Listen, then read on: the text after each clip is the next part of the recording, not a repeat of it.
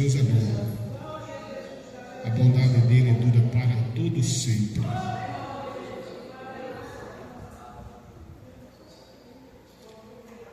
Meus irmãos, ano passado, no meu coração nasceu uma vontade, ou foi no começo desse ano, de redarguir os textos de Tiago sistematicamente, e já fizemos isso em 4 ocasiões, sendo que a primeira foi comigo, a segunda foi com o irmão que eu pedi para o irmão falar, o irmão Pedro Oliveira, ou Pedro Duarte. A terceira foi comigo, que foi a semana passada, e hoje vamos continuar aqui. A epígrafe, ou subtítulo desse texto é a prática da palavra de Deus. E a princípio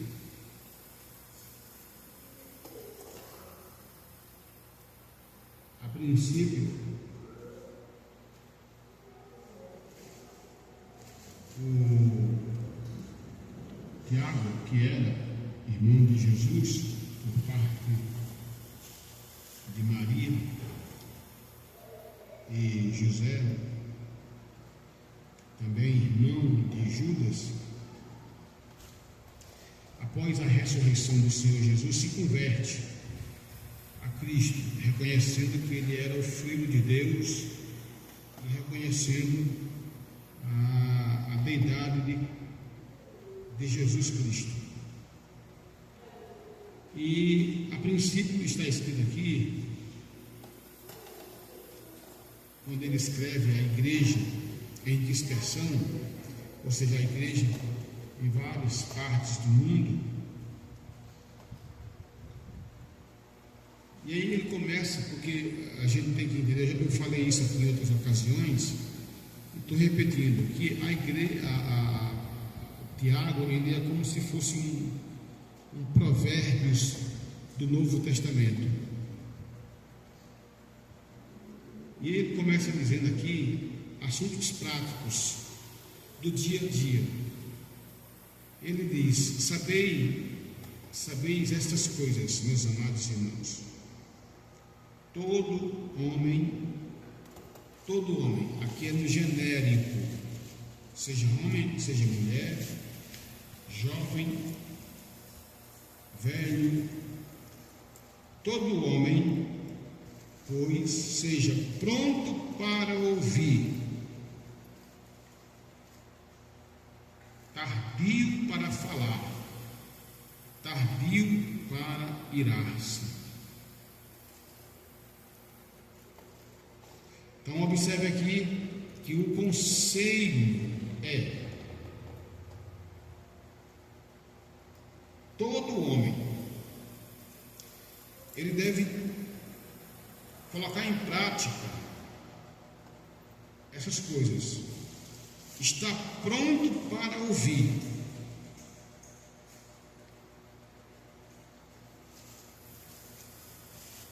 A Bíblia diz em Eclesiastes 5, é melhor chegar-se para ouvir do que oferecer sacrifício de tolo. Quando a gente para ouvir, é melhor mais ouvir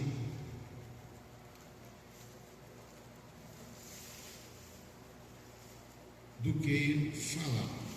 Porque quando falamos muito, tropeçamos nas nossas próprias palavras. E aí é onde vem os erros, os pecados. E eu arrisco dizer que mais de 90% dos nossos pecados estão relacionados à nossa língua.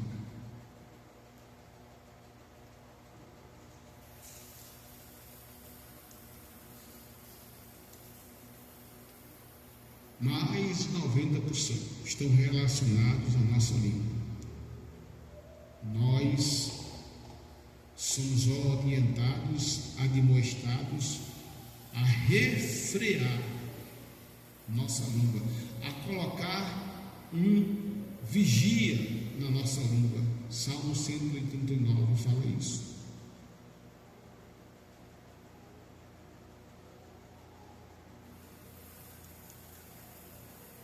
Por isso que o conselho prático de Tiago é tardio para falar. O que é ser tardio? Ser tardio já diz tudo. Demoroso, não ser precipitado,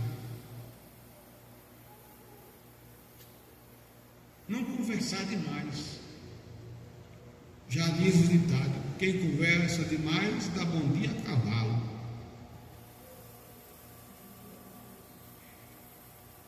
Quem me escuta, diga amém. Quem quer ter paz, diga amém. Fale pouco. Fale pouco. Quer mais paz ainda? Quem diz amém? Fale mais pouco ainda.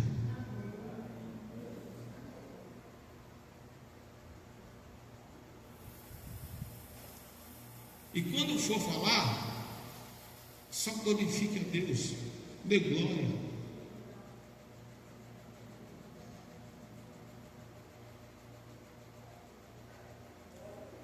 Tardio para se irar.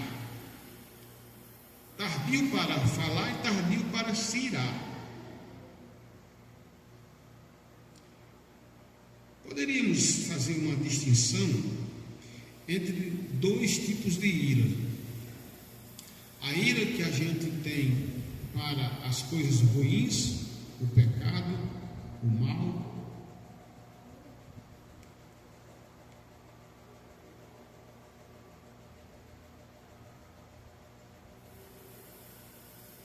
E a ira que pode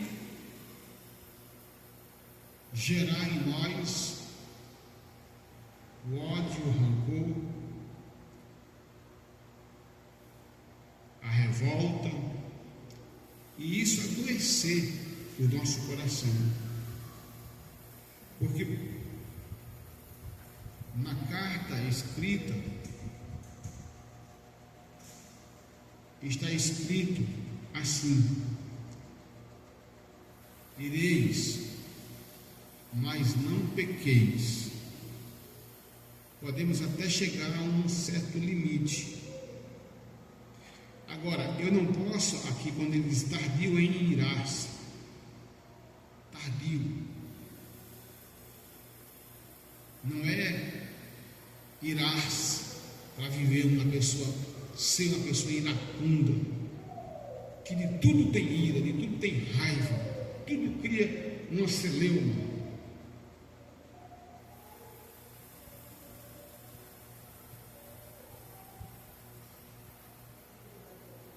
Portanto, repita comigo: todo homem. Não, quem comeu cuscuz hoje, por favor? Todo homem, pois, seja pronto para ouvir, tardio para falar, tardio para irar-se. Eu acho bonito quando ele diz pronto para ouvir. Quem não lembra o profeta Isaías dizer: eis-me aqui. Ou seja, Senhor, fala. Quem não lembra de quando o profeta, ou seja, o menino ainda, Samuel,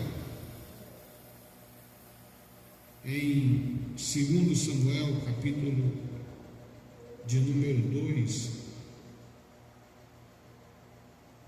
3, aliás, ele ouvia uma voz, e a voz dizia: Samuel, Samuel.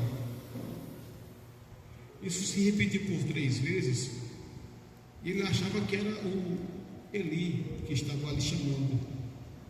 Eli, experiente, disse: olha, quando a 3ª vez te chamar, você vai dizer: fala, Senhor.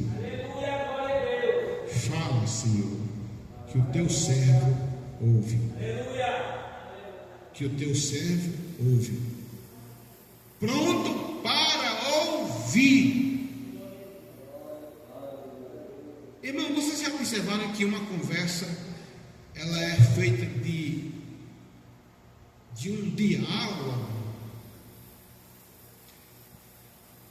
Diálogo é uma coisa, monólogo é outra coisa. Uma conversa não pode ser num monólogo, só uma pessoa fala.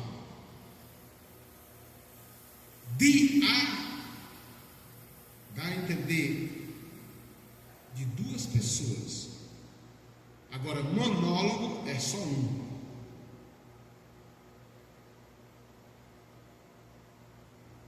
Então, quem fala, precisa também ouvir. E a Bíblia está dizendo que é melhor ouvir do que oferecer sacrifício de tolo. Só que estou falando, não, é a Bíblia que registra para a nossa meditação, para nosso enlevo espiritual.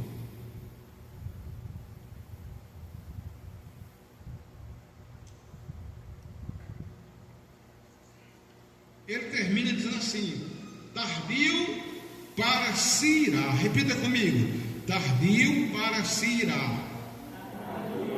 Quando eu peço isso, é para inculcar na mente de vocês, na minha mente, na nossa mente, como os israelitas faziam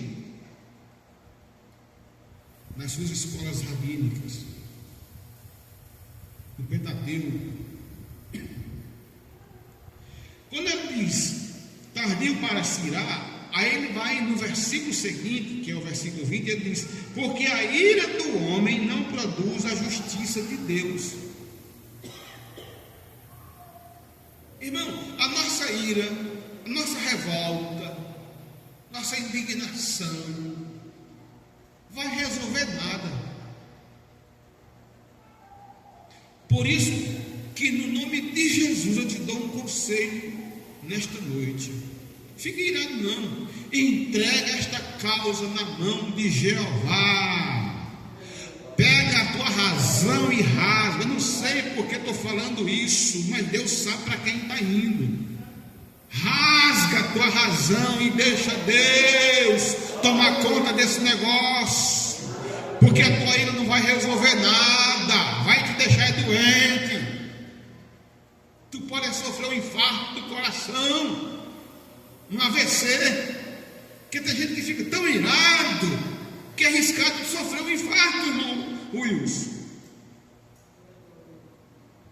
Então entrega na mão de Deus. Eu tenho razão. Esqueça a tua razão, rasga ela. Razão é quem tem, é Jesus. Pronto.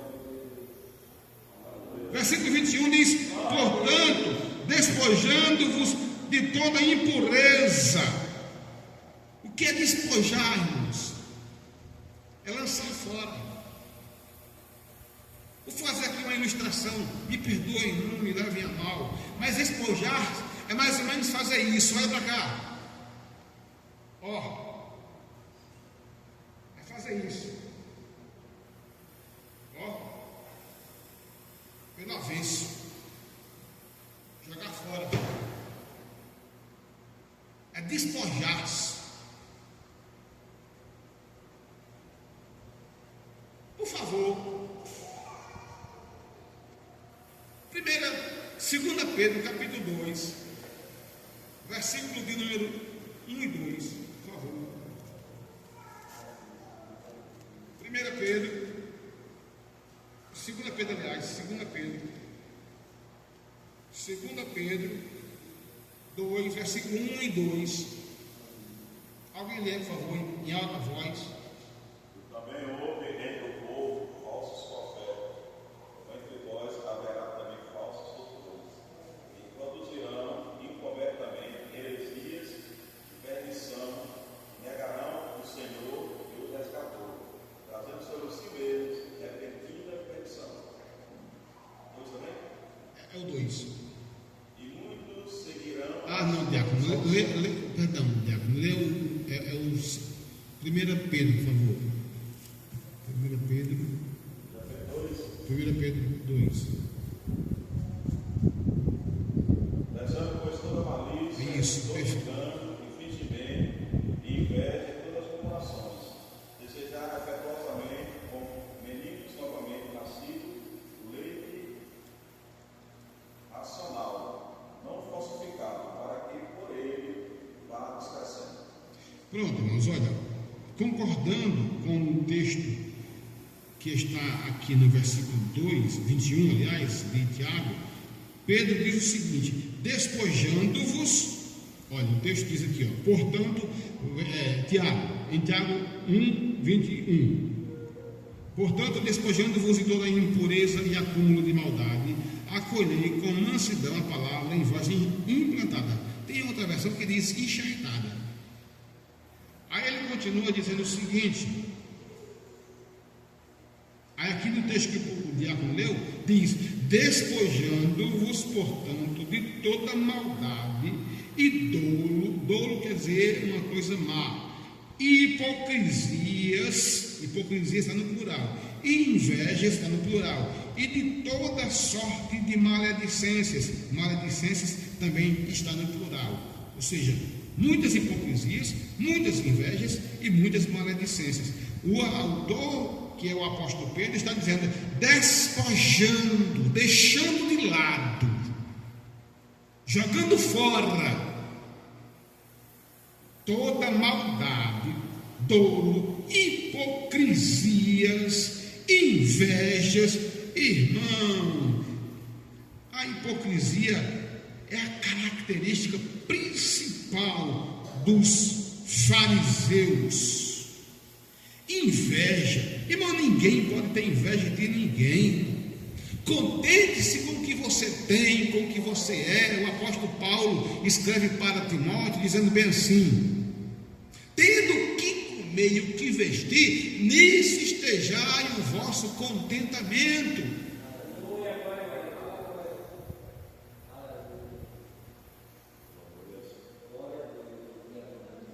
Nisso esteja o vosso contentamento. O ser humano, ele é tão terrível de um jeito que ele tem uma mania de grandeza, de tudo querer demais. Não é assim não, irmão. Vamos com calma.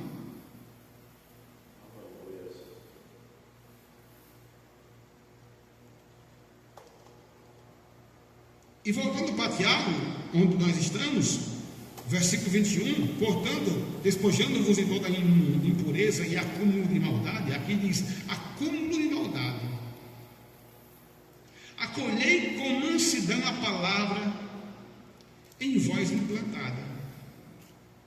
Então, uma vez eu me despojo de toda impureza e acúmulo de maldade, fingimento, hipocrisias, maledicências,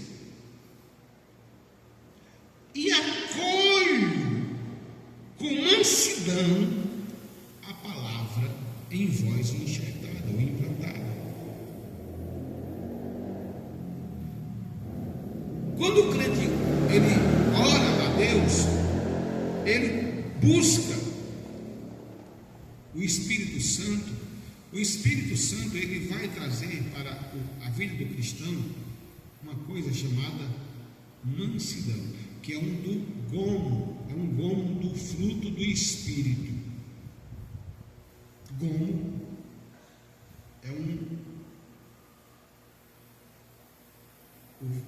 mansidão é um gomo do fruto do Espírito. Essa mansidão precisa ser peculiar do cristão.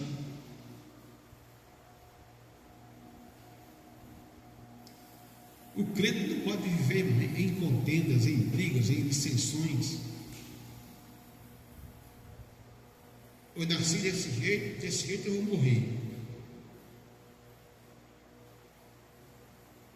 Não faça isso não. Você pode ir para um lugar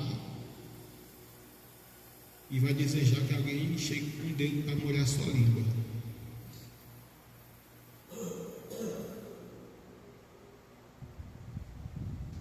A qual é poderosa, aqui fala da palavra, para salvar a vossa alma.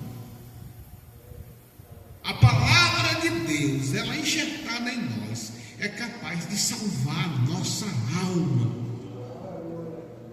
A palavra de Deus, ela produz em nós vida, ela produz em nós alegria, ela produz em nós o brilho do Espírito Santo, porque a palavra de Deus e o Espírito Santo estão em conjunção. Quem lê a palavra, quem ouve a palavra, está também recebendo o Espírito Santo.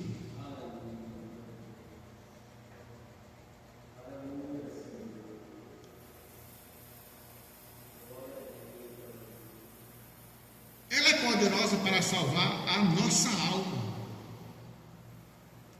E ela em nossa boca tem poder. A palavra de Deus em nossa boca, ela tem poder.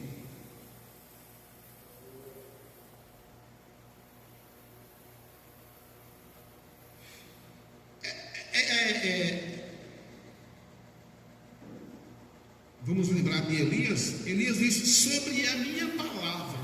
Não era nem a palavra de Deus, mas ele tinha tanta comunhão, tanta convicção. Sobre a minha palavra, não vai chover por 3 anos e meio.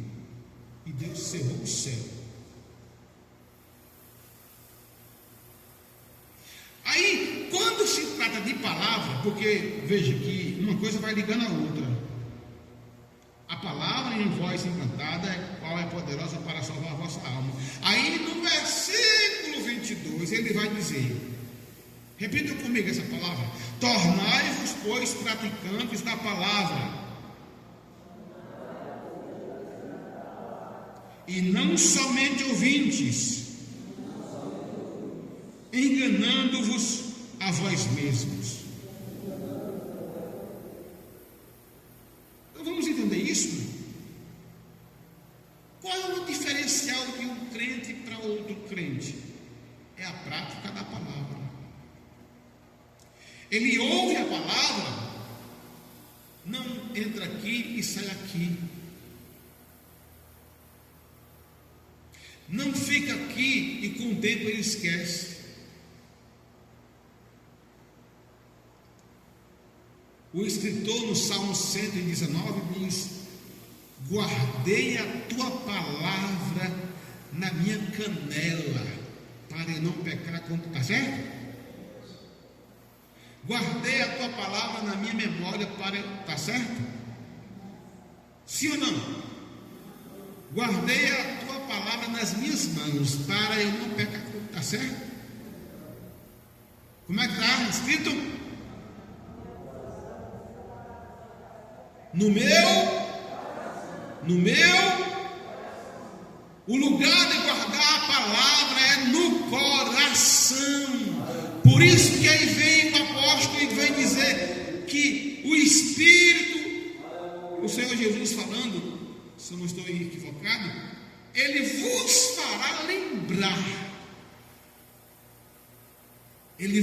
Agora vai fazer lembrar o quê? Se você não vê, se você não ouve, se você não lê, não escuta, não para ouvir, vai escutar o quê?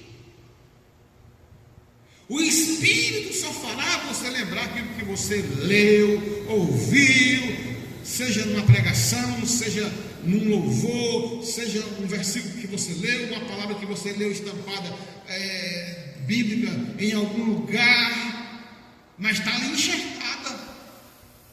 Está ali enxertada. Aí com esta palavra nós vamos praticar ela. E aí onde está o diferencial? Porque uns praticam e outros não praticam o que ouvem. Muito pelo contrário, muitas das vezes o pastor ou outro que prega aqui, quando sai lá fora, não gostei da palavra. Não gostei da palavra. Parece que o pastor estava dando indireta para mim. Irmão, aqui é a palavra de Deus. E ela é digna de toda aceitação. É ela que nos corrige. É ela que coloca. Ela é comparada a um plumo. Quem é pedreiro sabe a importância de um plumo. Se um pedreiro, por mais bom que ele seja, quer fazer levantar uma parede no olho, ou seja, sem o plumo, a perspectiva, a tendência é que a parede saia torta. Mas se ele colocar o plumo, a parede sai certa. Coloque a palavra da tua vida. Coloque a palavra da tua vida. Vamos colocar a palavra em nossa vida para ela medir a nossa vida. Porque a palavra de Deus vai confrontar o meu coração. Se eu estou em paz com Deus ou se eu não estou em paz com Deus. Se eu tenho comunhão com Deus ou se eu não tenho comunhão com Deus. Se eu tenho comunhão com meu irmão ou se eu não tenho comunhão com meu irmão. A palavra confronta, a palavra exorta, a palavra ela apruma.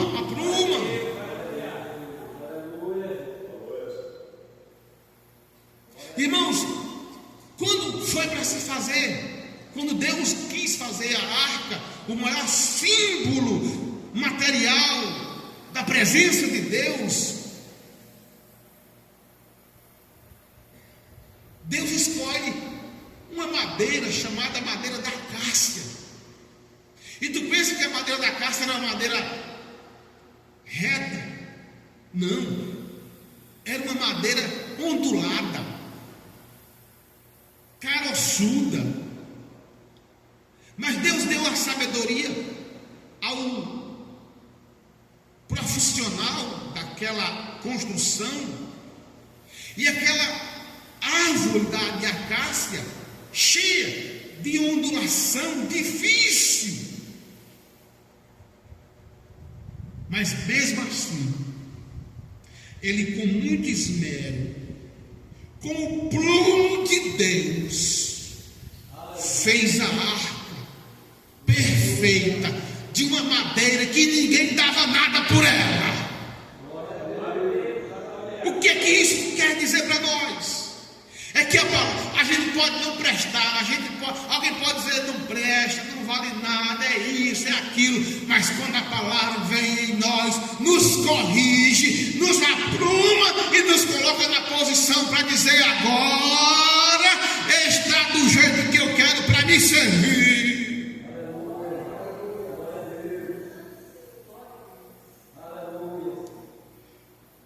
Eu disse praticantes e praticantes.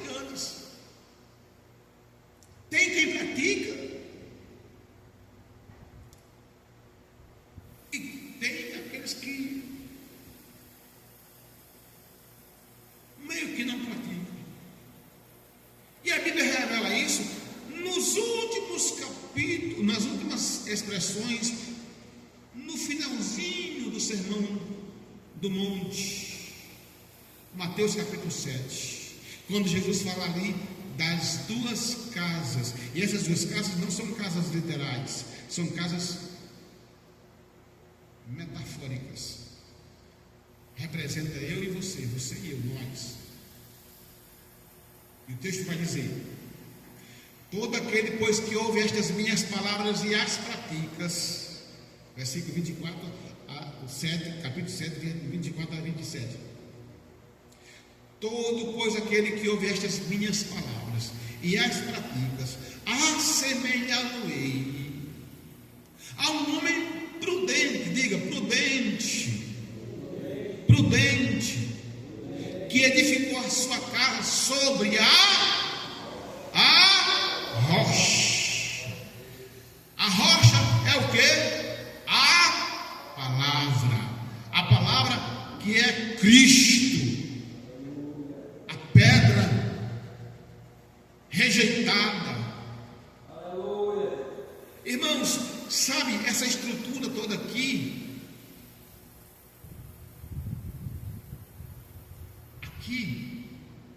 tem pedras, um alicerce com pedras, aquelas pedras brancas que eu lembro aqui em Carnaíba tinha muito, hoje não vejo mais. Eu tenho certeza que tem pedras aqui grandes.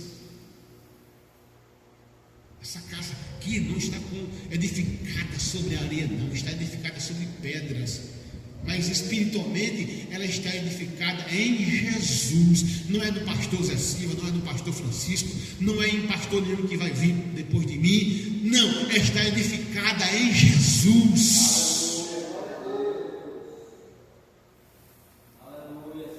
E quem está edificada em Jesus, vem o vento, vem as águas, bate com força, mas a casa não cai, continua intacta. Deixa eu te dizer uma coisa: quando a palavra de Deus está em você enxertada, luta, dificuldade, problema, aflição, ninguém tem escape disso. Mas deixa eu te dizer uma coisa: você não vai sucumbir, você não vai cair, você não vai tropeçar. E ainda que tropece, o salmista diz no Salmo 20, uns encurvam-se e até caem, mas nós nos levantamos e estamos de pé. É a palavra de Deus, é aquele que guarda a palavra de Deus. E o texto continua dizendo: porém, aquele que ouve estas minhas palavras e não as pratica é semelhante a um homem imprudente que edificou a sua casa, a sua vida sobre areia. Veio o vento, soprou o vento, bateu as águas, e a Bíblia diz que foi grande a sua ruína, caiu, desmoronou. Ouça-me, por favor. Quando você vê alguém caindo, quando você vê alguém tropeçando, quando você vê alguém que estava na presença do Senhor, diga assim: Jesus, por favor, igreja, Jesus, tem misericórdia de mim, me guarda debaixo do teu sangue, me esconde no teu esconderijo. Porque, irmão, deixa eu te dizer uma coisa: quem não vigia, quem não cuida, vai tropeçar, vai ter um final trágico, vai ruir. Vocês lembram a cena das torres Trade Center lá nos Estados Unidos? No coração dos Estados Unidos, no centro financeiro do mundo, as torres, depois de atingida pelos aviões, bem assim, é aquele crente que edificou a sua casa sobre areia. Quando vem a tentação, quando vem a luta, quando vem a dificuldade, quando vem as dificuldades, ruim. Rapaz, aquela pessoa, aquele irmão, aquela irmã, era assim, era assado, e agora está assim, está assado. É porque edificou a sua casa sobre areia, não edificou sobre Jesus, não edificou sobre Cristo. Nós temos que estar sobre Jesus, na presença dele, em nome de Jesus. Que Deus abençoe cada um de nós, em nome de Jesus.